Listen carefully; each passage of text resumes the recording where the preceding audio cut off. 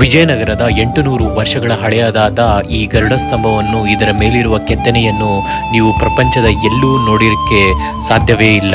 13ನೇ ಶತಮಾನದ ವಿಜಯನಗರದ ಸಾಮಂತರು ಕಟ್ಟಿಸಿದ ಈ ಗರುಡ ಸ್ತಂಭವನ್ನು ನೋಡಬಹುದು. ಪ್ರತಿ ದೇವಸ್ಥಾನದ ಮುಂದೆ ನಿಮಗೆ ಗರುಡ ಸ್ತಂಭ ಕಾಣಸಿಗುತ್ತದೆ.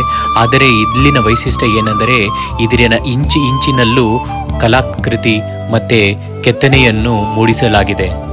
ಕೆಳಭಾಗದಲ್ಲಿ 4 ಪೀಠಗಳು, ಹರಿನಾಮವನ್ನು ಸ್ಮರಿಸುತ್ತಿರುವ ಹರಿದಾಸ, ಹಿಂದೆಗಡೆ ದಾಸರ ಪದಗಳನ್ನು ಹಾಡುತ್ತಿರುವ ದಾಸ, ಪಕ್ಕದಲ್ಲಿ ವೀರಮಹಳ್ಳಿಯನ್ನು ಕೆತ್ತಿದೆ. ಮತ್ತೆ ಕಂಬದ ಉದ್ದಕ್ಕೂ ಕೆತ್ತನೆಯನ್ನು ಮೂಡಿಸಲಾಗಿದೆ. ಇಂಥ ಅದ್ಭುತ ಕಲಾಕೃತಿ ಮತ್ತೆ ಕೆತ್ತನೆಯುಳ್ಳ ಗರುಡ ಸ್ತಂಭವನ್ನು ನೀವು ಎಲ್ಲೇ ನೋಡಿರಲಿಕ್ಕೆ ಸಾಧ್ಯವಿಲ್ಲ. ಈ ಕಂಬದ ಉದ್ದಕ್ಕೂ ಕೆತ್ತನೆಯುಂಟು.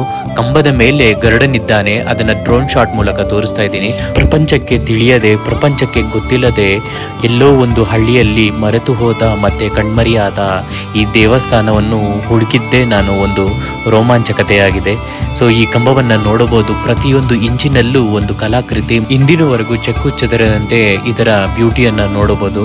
ಮೇಲುಗಡೆ ಗರುಡ ನಮಸ್ಕಾರ ಮಾಡುತ್ತಾ ಇರುವ ಒಂದು ಐಡಲ್ ಕೂಡ ಇದೆ. ಸೊ ಅದು ದೇವಸ್ಥಾನದ ಒಳಗಿರುವ ಚನ್ನಕೇಶವನನ್ನು ನಮಸ್ಕರಿಸುತ್ತಿರುವುದು. ಈ ದೇವಸ್ಥಾನ ಕರ್ನಾಟಕ ಮತ್ತು ಆಂಧ್ರ ಪ್ರದೇಶದ ಗಡಿಯಲ್ಲಿ ಸ್ಥಿತವಾಗಿದೆ. ಜನಕ್ಕೆ ಇದರ ಬಗ್ಗೆ ಹೆಚ್ಚಿನ ಮಾಹಿತಿಯೇ ಇಲ್ಲ. ತುಂಬ ಕಾಲನ ಹೊಡೆತಕ್ಕೆ ಸಿಕ್ಕು ನಾಶವಾಗಿರುವ ಈ ದೇವಸ್ಥಾನ ASI ಮೂಲಕ ಡೆವಲಪ್ಮೆಂಟ್ ಆಗಿದೆ. ಈಗಿನವರೆಗೂ ನೋಡಬಹುದು. ತುಂಬ ಬ್ಯೂಟಿಫುಲ್ ಆಗಿದೆ. ಚೋಳರ ಕಾಲದಲ್ಲಿ ನಿರ್ಮಿಸಲ್ಪಟ್ಟು ವಿಜಯನಗರ ಕಾಲದಲ್ಲಿ ಡೆವಲಪ್ ಆದ ಈ ದೇವಸ್ಥಾನ ಕಂಬಗಳೇ ಒಂದು ಅದ್ಭುತ.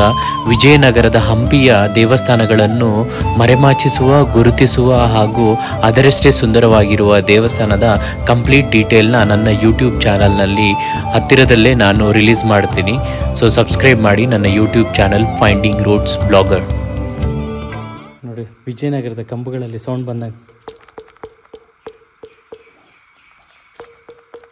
ಸೊ ಆ ಥರನೇ ಬರ್ತಾಯಿದೆ. ಎಲ್ಲನೂ ಒಂದೇ ಟೈಪ್ ಸೌಂಡ್ ಬರ್ತಾಯಿದೆ. ಇಲ್ಲವಂತೆ. ಹೌದಾ? ಈ ಕಡೆ ಒಂದು, ಆ ಕಡೆ ಒಂದು. ಮೇಡಮ್ ಒಂದು ಕಂಡುಹಿಡಿದ್ರು. ಇದರಲ್ಲಿ ನೋಡಿರಿ ಮೇಡಮ್, ನೋಡೋಣ. ಇದು ಬೇರೆ ಥರ ಬರ್ತಾಯಿದೆ ನೋಡು.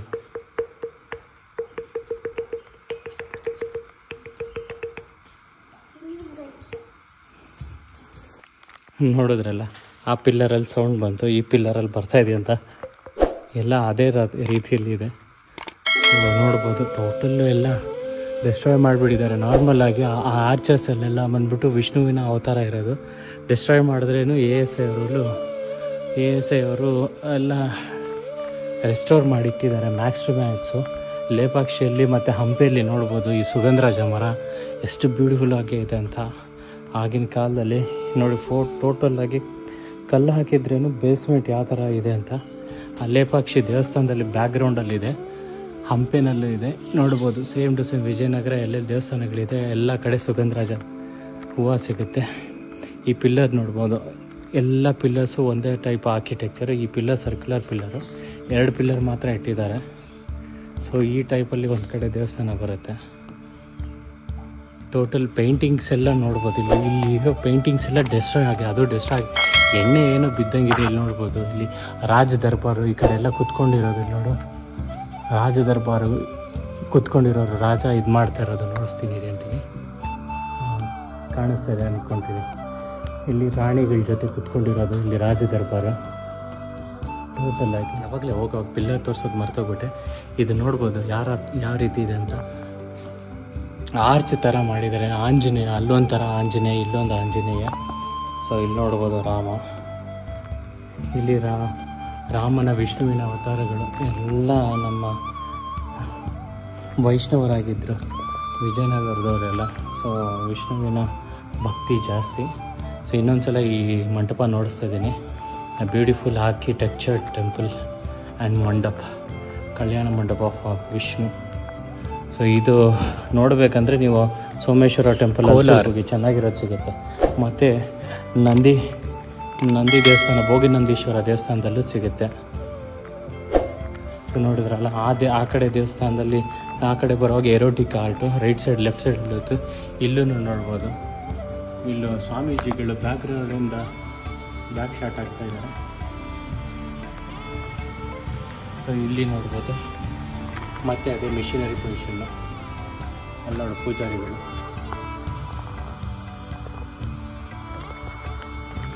ಸೊ ಬನ್ನಿ ಈ ದೇವಸ್ಥಾನನ ನೋಡಿ. ಮುಲಕಲ್ಲು ಚೆರುವು ಅಂತ ಜಾಗದಲ್ಲಿ ಸೋಂಪಲ್ಲಿ ಅಂತ ಒಂದು ಗ್ರಾಮದಲ್ಲಿ ಬರುತ್ತೆ ಚೆನ್ನಕೇಶವ ಟೆಂಪಲ್.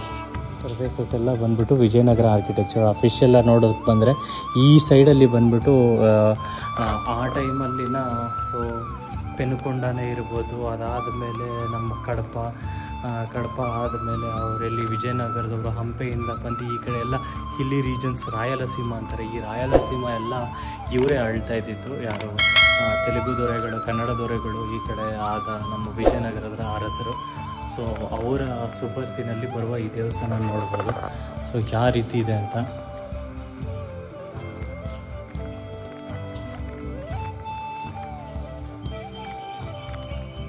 ಸೊ ಇಲ್ಲಿ ಅಮ್ಮನವರ ದೇವಸ್ಥಾನ ಅನಿಸುತ್ತೆ. ಎಲ್ಲ ವಿಗ್ರಹಗಳನ್ನ ಹೊಡೆದಾಕಿದ್ದಾರೆ, ಬಟ್ ಆಲ್ಟರ್ನೇಟ್ ವಿಗ್ರಹಗಳನ್ನ ಇಟ್ಟಿದ್ದಾರೆ. ನೋಡ್ಬೋದು ಯಾವ ರೀತಿ ಇದೆ ಅಂತ.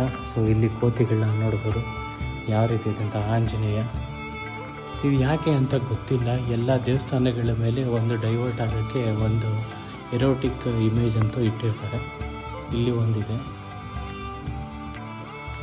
ಅದಾದ ಮೇಲೆ ಇಲ್ಲಿ ಒಂದಿದೆ ಮಿಷನರಿ ಪೊಸಿಷನ್ನು, ಅದಾದಮೇಲೆ ಇಲ್ಲಿ ಒಂದಿದೆ ರೈಡಿಂಗು. ಸೊ ಇಲ್ಲಿ ನೋಡ್ತಾ ಇದ್ದೀರಲ್ಲ ಯಾವ ಥರ ಇದೆ ಅಂತ. ಇದು ನೋಡಿ, ಇವಳು ಕಂಡಿಡ್ದು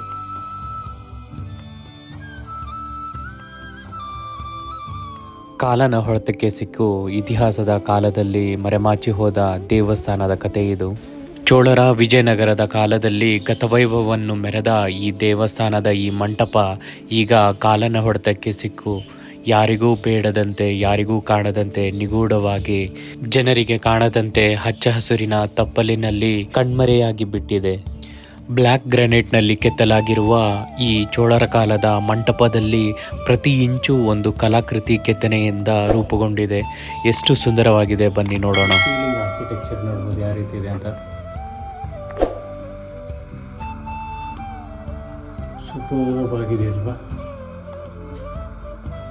so intricate architectures of Cholas and Vijayanagara. ಅಲ್ಲಿ ವಿಜಯನಗರ ಆರ್ಕಿಟೆಕ್ಚರು, ಇದು ಚೋಳ ಟೈಪು.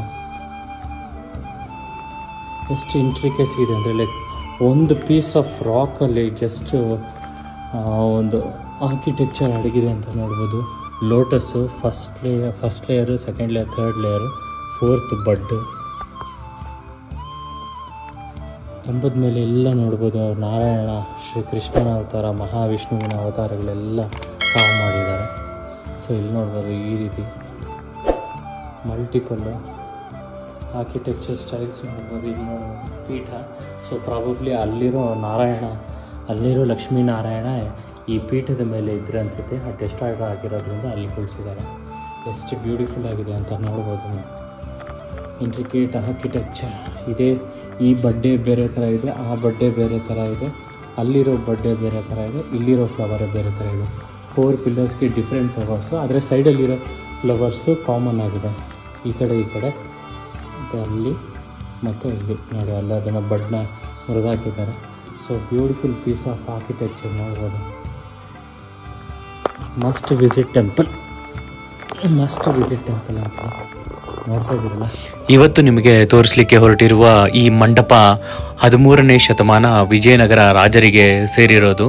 ದೇವಸ್ಥಾನದ ಎಡಭಾಗದಲ್ಲಿದೆ. ಈ ಮಂಟಪನ ನೋಡಬಹುದು ನೀವು. ಹಂಪೆ ಎಲ್ಲಾದರೂ ಈ ವಿಜಯನಗರ ಆರ್ಕಿಟೆಕ್ಚರೇ ಈ ಥರ ನೋಡಿರೋಕ್ಕೆ ಸಾಧ್ಯ ಇಲ್ಲ, ಅಷ್ಟು ಬ್ಯೂಟಿಫುಲ್ ಆಗಿದೆ. ಶಿಲಾಬಾಲಿಕೆಯರು ಅನ್ಬೋದು, ಶಿಲಾಬಾಲಿಕೆಯರಲ್ಲ, ಓಪನಿಂಗಲ್ಲಿ ಇಬ್ಬರು ದೀಪವನ್ನು ಹಿಡಿದು ಒಬ್ಬರು ನಮಸ್ತೆ ಮಾಡುತ್ತಾ, ಮತ್ತು ಮಂಟಪದ ಬಲಭಾಗದಲ್ಲಿ ಮಂತ್ರಿಗಳು ಅಥವಾ ನ್ಯಾಯ ಹೇಳಲಿಕ್ಕೆ ಒಬ್ಬ ಮನುಷ್ಯ ಕೂರಲಿಕ್ಕೆ ಇರುವಂಥ ಜಾಗ. ಅಲ್ಲಿ ವೆಲ್ಕಮ್ಮು. ಆ ವೆಲ್ಕಮ್ ಆರ್ಚ್ ಪಕ್ಕದಲ್ಲೇ ನೀವು ನೋಡ್ಬೋದು ಯಾವ ಥರ ಇದೆ ಅಂತ. 2 ಸೈಡು ಎಷ್ಟು ಬ್ಯೂಟಿಫುಲ್ ಆಗಿ ಆರ್ಕಿಟೆಕ್ಚರ್ ಇದೆ ಅಂತ ಮಂಟಪದ ಥರ. ಸೊ ಸುತ್ತಲೂ ಹೊರಟಾಗ ನನಗೆ ಕಾಣಸಿಕ್ಕಿದ್ದು ಕಂಬಗಳಿಗೆ ಡಿಫ್ರೆಂಟ್ ಆಗಿ ಒಂದು ಬಾಲಿಕೆಯರನ್ನ ನೋಡಬಹುದು. ಸೊ ಟಾಪ್ ಪೋರ್ಷನ್ ಅವರು ನಗ್ನವಾಗಿದ್ದರು, ಆ ಕಾವಿಂಗ್ಸ್ ಮಾತ್ರ ತುಂಬ ಬ್ಯೂಟಿಫುಲ್ ಆಗಿತ್ತು. ಸೊ ಆ ಕಟ್ಟೆಯನ್ನು ಕೂಡ ಬ್ಯೂಟಿಫುಲ್ ಆಗಿ ಕಾವು ಮಾಡಲಾಗಿತ್ತು. ಸೊ ಬ್ಯಾಕ್ಗ್ರೌಂಡಲ್ಲಿ ಅವರು ಕೈಯಲ್ಲಿ ಒಂದು ಸ್ವಾರ್ಡ್ ಅಂತಾರಲ್ವ, ಖಡ್ಗವನ್ನು ಹಿಡಿದು ಒಬ್ಬರು ಗಾಳಿ ಬೀಸುವಂಥ ಒಂದು ಎಕ್ವಿಪ್ಮೆಂಟ್ನ ಹಿಡಿದಿದ್ದಾರೆ ಮತ್ತು ಆಭರಣಗಳನ್ನು ಕೂಡ ಧರಿಸಿದ್ದಾರೆ. 13ನೇ ಶತಮಾನದಲ್ಲಿ ಇದು ಮಾಡಿದ್ರೇನು ಸೊ ಈಗಿನವರೆಗೂ ನೀವು ಅದರ ಬ್ಯೂಟಿವನ್ನು ನೋಡ್ಬೋದು, ಎಷ್ಟು ಬ್ಯೂಟಿಫುಲ್ ಆಗಿದೆ. ಲೆಫ್ಟ್ ಸೈಡಲ್ಲಿ ಮೂಗನ್ನು ಮುರಿದಿದ್ದಾರೆ ಸೊ ಮೊಘಲರು, ಆದರೇನು ಈಗಿನವರೆಗೂ ಆರ್ಕಿಟೆಕ್ಚರು ಇಂಟ್ರಿಕಸಿ ನೋಡಿ, ಅವನ ಕೈಯಲ್ಲಿ ಕತ್ತಿ ಇರೋದು, ಸೊ ಡಿಫ್ರೆಂಟ್ ಆದ ಇನ್ಸ್ಟ್ರೂಮೆಂಟ್ ನೋಡ್ಬೋದು, ಅದು ಕಾವಿಂಗ್ಸ್ ಕೂಡ ನೋಡ್ಬೋದು ಯಾವ ಥರ ಇದೆ ಅಂತ.